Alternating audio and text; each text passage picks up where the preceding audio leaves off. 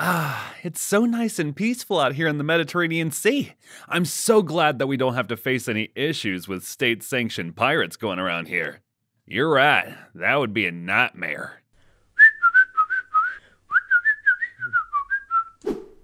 If you don't give us all your gold immediately, we will take you hostage or sell you into slavery for the rest of your lives. That doesn't sound like a good deal to me, sir. Welcome to the late 18th century, a time of exploration, trade, and pirate-themed adventures. But wait, what's this? Trouble is brewing in the Mediterranean Sea. Meet the Barbary states, Algiers, Tunis, and Tripoli. Governed by the mighty Ottoman Empire, these guys are the kings of piracy. They have a little something called state-sanctioned piracy, which basically means they could go around seizing ships and demanding tributes from anyone who wanted to sail through the Mediterranean. Talk about a hostile work environment. Meanwhile, on the other side of the Atlantic Ocean, a young and ambitious nation was starting to make waves, the United States of America. But little did they know, these American ships would become prime targets for the Barbary pirates. Hey, look what I found! Gold?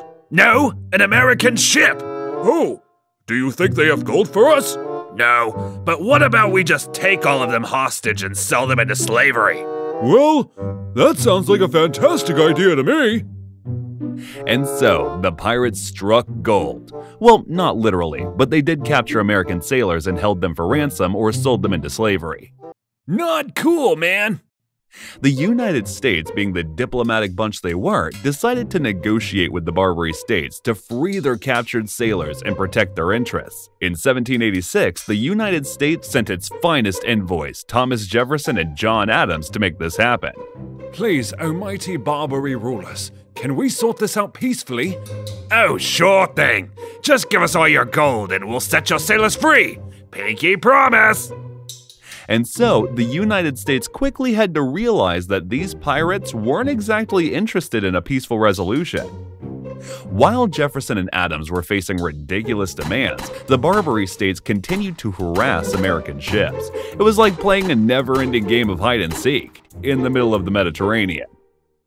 In 1793, the United States decided to take matters into their own hands, signing the Treaty of Tripoli with Morocco, hoping this would secure safe passage for their vessels. Do you pinky promise not to attack us? Yes, I pinky promise. But the rest of the Barbary states didn't seem to get the memo.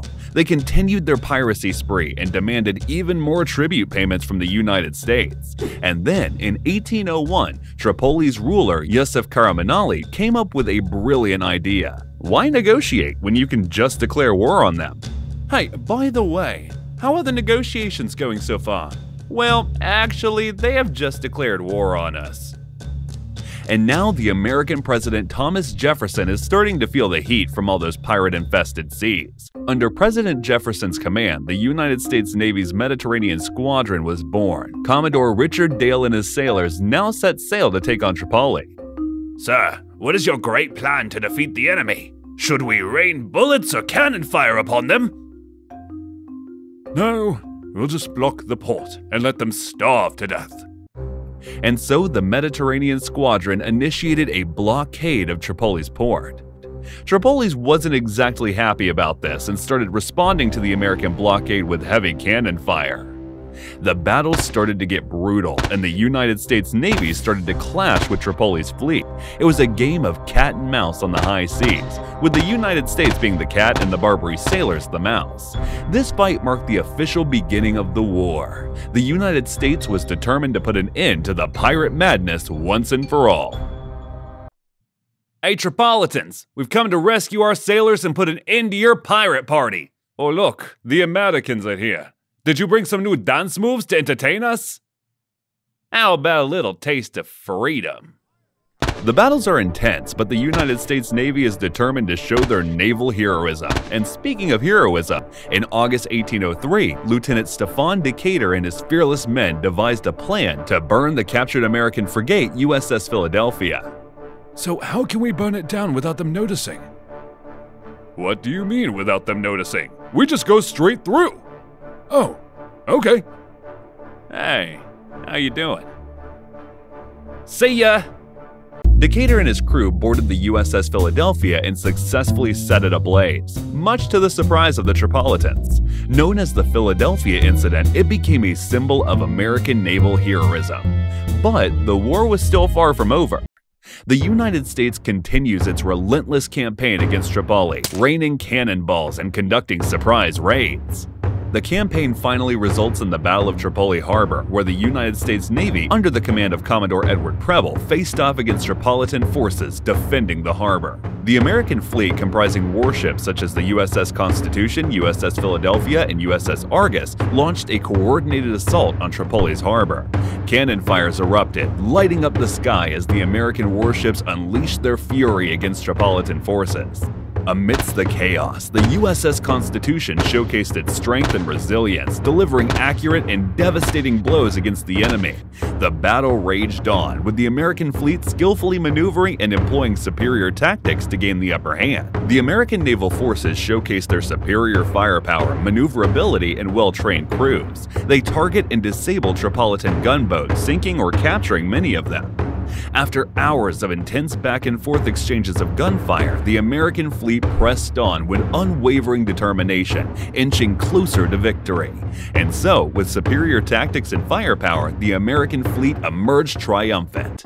The Battle of Tripoli Harbor marks a turning point in the war, as the United States Navy's relentless determination paves the way for future victories to come. And now we find ourselves in the middle of the Battle of Derna, where Lieutenant Presley O'Bannon and his Marines aim to capture the city of Tripoli's forces. Men, this is our moment to make history. Today, we raise the American flag over foreign soil and show the world what we're capable of. Let's give those Tripolitans a taste of freedom they won't forget! Led by Lieutenant O'Bannon, the American Marines along with hired mercenaries embarked on the daring mission. After a grueling journey across the desert, the Expeditionary Force arrived at Derna, a strategically important city held by Tripolitan forces. Those Americans think they can just walk in here and take our city? Who the hell do they think they are? Yes, that is exactly what we think we can do. The battle commenced with a relentless bombardment of Derna's fortifications by the American forces. The Tripolitan defenders fought back fearlessly, determined to protect their city and ruler, Yusuf Karamanlik. Despite heavy fire and formidable defenses, the American Marines and their allies launched a full-scale assault. The battle raged on, with intense close-quarters combat and no quarter given by either side. The American Marines and their allies displayed incredible determination and skill, inching closer to victory. And then, in a moment that would forever be etched in history, the American flag was raised over foreign soil for the first time in a successful military action. The battle marked a significant turning point in the war, showcasing the courage and determination of the American Marines. The battle ended in a resounding victory for the American-led forces. Derna was captured, dealing a severe blow to Yusuf Karamanli's rule. Lieutenant O'Bannon's legendary charge during the battle would etch his name in the annals of history. With their victory at Derna, Eaton and O'Bannon continued their bold advance toward Tripoli. Eaton, the determined diplomat, and O'Bannon, the fearless Marine, strategized their next steps to bring an end to the conflict.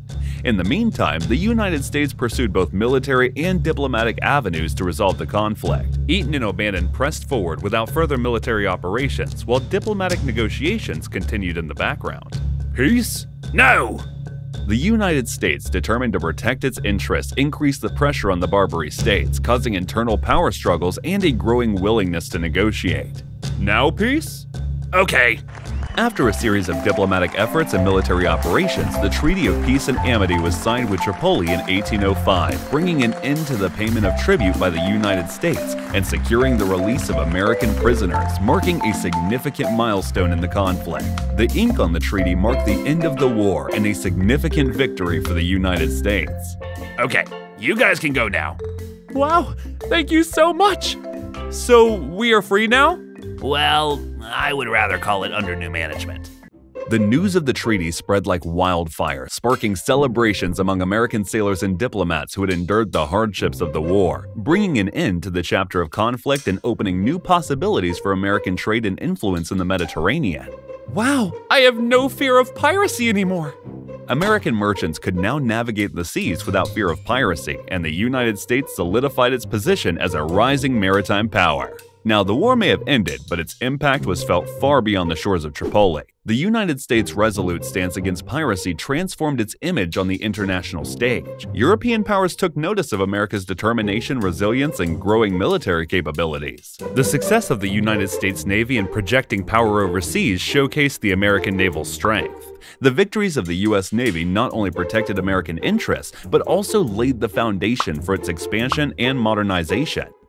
The United States, once seen as a vulnerable target, transformed into a formidable nation with a capable naval force. Confidence in American naval capabilities soared, ensuring the safeguard of maritime trade and asserting U.S. influence on the world stage. But it wasn't just the United States naval might that garnered attention. The end of tribute payments in the Treaty of Peace and Amity marked a fundamental shift in Americans' foreign policy. The new approach sent shockwaves through the Barbary States and resonated across the globe. The First Barbary War brought international recognition to the United States, solidifying its position as a rising power. And so, with the conclusion of the war, the United States transitioned from a vulnerable nation to a force to be reckoned with, leaving a lasting impact on American foreign policy and international relations for centuries to come. This type of content is pretty time-consuming to produce. If you want to support my channel and help me create more of these videos, please consider subscribing to my Patreon under patreon.com/historywithseth. As a thank you, subscribers receive exclusive behind-the-scenes content, early access to, and a shout-out at the end of every video, and decide what future videos should be about. So thank you for your support.